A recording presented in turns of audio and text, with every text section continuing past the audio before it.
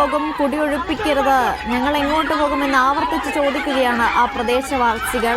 പറഞ്ഞതുപോലെ തന്നെ ഏതാണ്ട് 58 വർഷങ്ങൾക്ക് മുമ്പ് കൈയേറിയ ഭൂമിയാണ് എന്നാണ് കേസ്. ഇതിനു മുമ്പ് സുപ്രീം കോടതിയിൽ ഉൾപ്പെടെ നിയമ പോരാട്ടം എത്തുകയും അതിൽ ഈ പ്രദേശവാസികളും ഇത്തരത്തിൽ ഭൂമി ഏറ്റെടുക്കാനുള്ളൊരു തീരുമാനത്തിലേക്ക് കോടതി എത്തുകയും ചെയ്തിരുന്നു. അതിന് പിന്നാലെ പല തവണ ഇത്തരത്തിൽ അഭിഭാഷക കമ്മീഷനും പോലീസും ഉൾപ്പെടെ ഭൂമി ഏറ്റെടുക്കുന്നതിന് വേണ്ടി എത്തിയിരുന്നു, കുടിയൊഴിപ്പിക്കലിന് വേണ്ടി എത്തിയിരുന്നു. പക്ഷെ അപ്പോഴൊന്നും ഇത് നടപടിയുമായി ബന്ധപ്പെട്ട് സഹകരിച്ചില്ല. ദൃശ്യങ്ങളിലേക്ക് ഒരിക്കൽ കൂടി.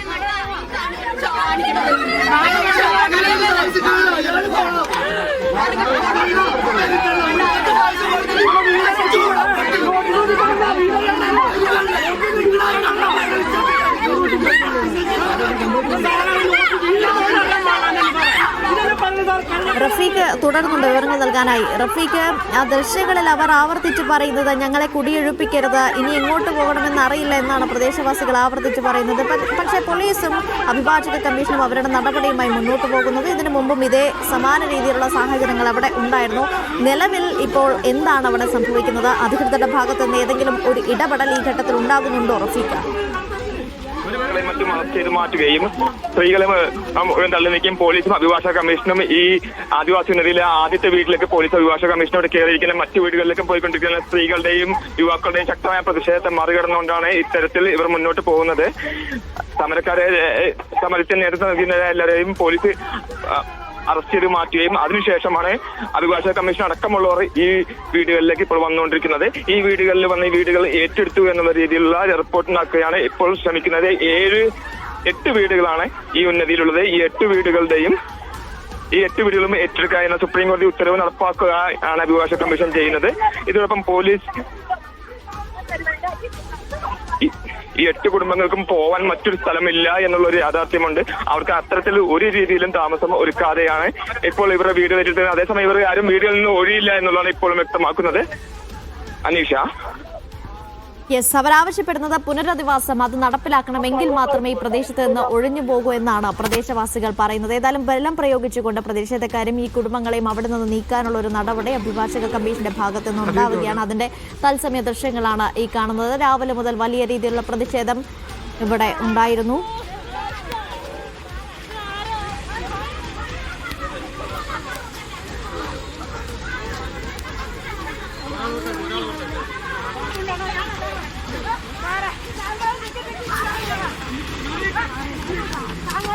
ഈ അവരുടെ വീടുകളുടെ ഭാഗത്തേക്ക് അഭിഭാഷക കമ്മീഷൻ നീങ്ങുന്നതായാണ് ദൃശ്യങ്ങളിൽ നിന്ന് മനസ്സിലാക്കാൻ സാധിക്കുന്നത്. നമ്മൾ നേരത്തെ സൂചിപ്പിച്ചതുപോലെ തന്നെ 58 വർഷങ്ങൾക്ക് മുമ്പ് ഈ ഭൂമി കൈയേറിയിട്ടുണ്ട് എന്നാണ് കേസ്. അതുമായി ബന്ധപ്പെട്ട് സുപ്രീം കോടതി വരെ നിയമ പോരാട്ടം നടക്കുകയും ചെയ്തു. അങ്ങനെ സുപ്രീം കോടതി ഉത്തരവാണ് ഈ സ്ഥലം ഏറ്റെടുക്കാമെന്നുള്ളത്. ആ ഉത്തരവിന് പിന്നാലെയാണ് 2023 മുതൽ ഇത്തരത്തിൽ കോടതിയുടെ നിർദ്ദേശപ്രകാരം തന്നെ ഇവർ ഭൂമി ഏറ്റെടുക്കാൻ വേണ്ടി എത്തുന്നത്, കുടിയൊഴിപ്പിക്കലിന് വേണ്ടി എത്തുന്നത്. അതിനുശേഷം ഏതാണ്ട് 14 തവണ ഇത്തരത്തിൽ അഭിഭാഷക കമ്മീഷനും പോലീസും ഉൾപ്പെടെ അവിടെ എത്തുകയും പക്ഷേ പ്രതിഷേധക്കാർ ഒപ്പം തന്നെ ഈ പ്രദേശവാസികൾ ഏതാണ്ട് 7-8 കുടുംബങ്ങളാണ് അവിടെ താമസിച്ചു വരുന്നത്. അവരും ഒപ്പം തന്നെ ഇപ്പോൾ CPM പ്രവർത്തകർ കൂടി പ്രദേശത്തെ CPM പ്രവർത്തകർ കൂടി പ്രതിഷേധത്തിന്റെ ഭാഗമായിട്ടുണ്ട്. അങ്ങനെ വലിയ രീതിയിലുള്ള പ്രതിഷേധങ്ങൾ ഉണ്ടാകുകയും നടപടിക്രമങ്ങൾ പൂർത്തിയാക്കാൻ സാധിക്കാതെ അഭിഭാഷക കമ്മീഷന് അവിടെ നിന്ന് മടങ്ങേണ്ട ഒരു അവസ്ഥയും ഉണ്ടാവുകയും ചെയ്തിട്ടുണ്ട് ഇതിനു മുമ്പ്. അതിന് പിന്നാലെയാണ് കഴിഞ്ഞ മാർച്ച് മാസത്തിലാണ് ഏറ്റവും അവസാനമായി ഇത്തരത്തിൽ ഭൂമി ഏറ്റെടുക്കുന്നതിന് വേണ്ടി എത്തിയിട്ടുള്ളത്. അന്നത്തെ MLAയുടെ നേതൃത്വത്തിൽ പോലും പ്രതിഷേധം അവിടെ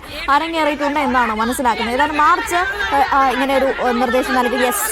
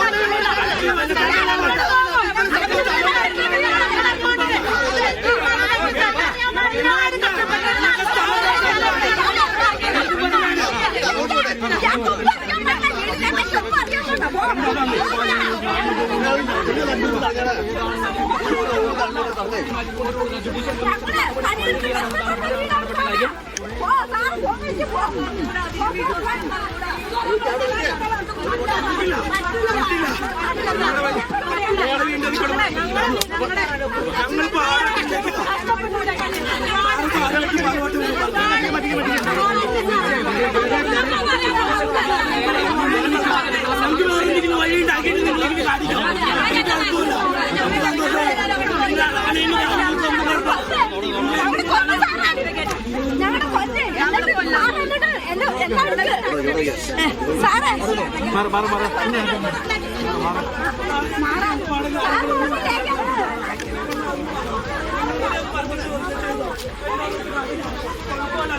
ഈ 2 വർഷമായിട്ട് അവരിവിടെ വന്നിട്ട്